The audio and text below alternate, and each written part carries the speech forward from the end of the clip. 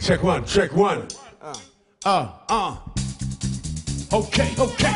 I love large shoppers, that is the truth. That performance with Jimmy, the baby got back, was hilarious. Don't talk about it.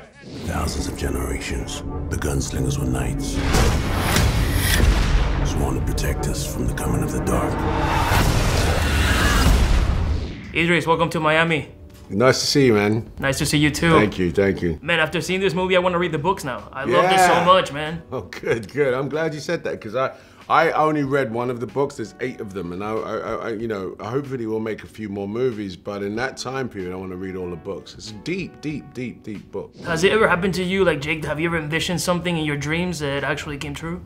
Well, yeah, almost, but I call it predictive thinking. So I have this thing where if I can't see myself doing it, then it's not possible. But if I can, I do. So when I was 10 years old, I used to daydream, a lot. My mum and dad would be like, what are you doing? Eat your food. I'm daydreaming. But it was similar to having visions. You kind of could see yourself doing stuff. I used to always imagine myself playing football and taking all the players, you know, like doing all of that stuff. I became a decent footballer, but you know, predictive thinking, I kind of like that. I see you, you know, handling those guns like a pro, you know, loading them and everything. That particular scene where you with a little boy and he sees his father that turns into a devil. A demon, yeah. When you're loading that, is that you know, how was your preparation for that when you were loading that gun? Yeah, I had to learn how to holster the gun without looking. I had to learn how to change bullets very quickly, but movie magic for some of that. I hate to spoil it, but you know, my fingers don't move as quick as that, only when I'm typing. But anyway, in this sequence, I had to really learn how to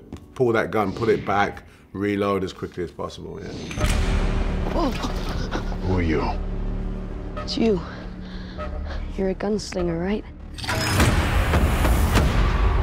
There are no gunslingers. Not anymore.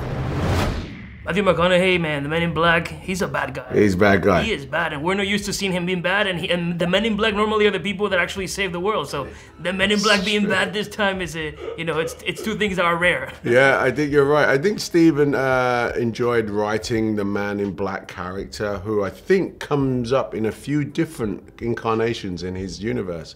But the Man in Black, I think Matthew McConaughey had a great time playing it. You know, there's a lot of stuff that he can play. Do you ever get it so into character that when you see him off camera, you just want to punch him in the face, or you're like so into the camera? I can't, you know, I just spent 3 days with Matthew. We had a great time. He's a very funny guy, very warm. And you know, you can tell he loves his job. He loves what he does. Bringing a novel to the big screen, I'm sure it's very challenging to, you know, every scene and everything, because sometimes the people who are a fan of the books are very critical when they're going to see everything. Yeah. Was there a particular scene or anything that you guys worked harder on to, you know, bring to life or anything?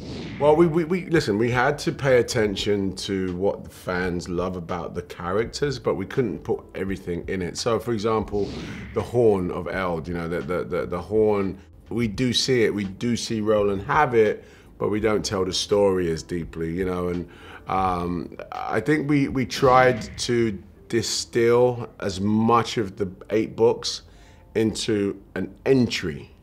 The film is an entry into a deeper world, maybe 2 or 3 other films, and obviously the books. I think the book sales will go up because people go, hey, I want to read this. I want to see what I missed out on. We have to talk about music. In Ultra Fiesta, we love music. We're going to talk about the DJ. We love seeing you playing the decks. I love DJ, man. I'm doing festivals this season. I've got 3 or 4 festivals to play. In fact, just before I came here, I did the Why Not Festival in London. This is my, you know, reset button. When I DJ, you know, it's a very different sort of atmosphere. It's a very different part of my creativity, and I love it. My name's Idris Elba. Please go watch my new movie, The Dark Tower. Boom.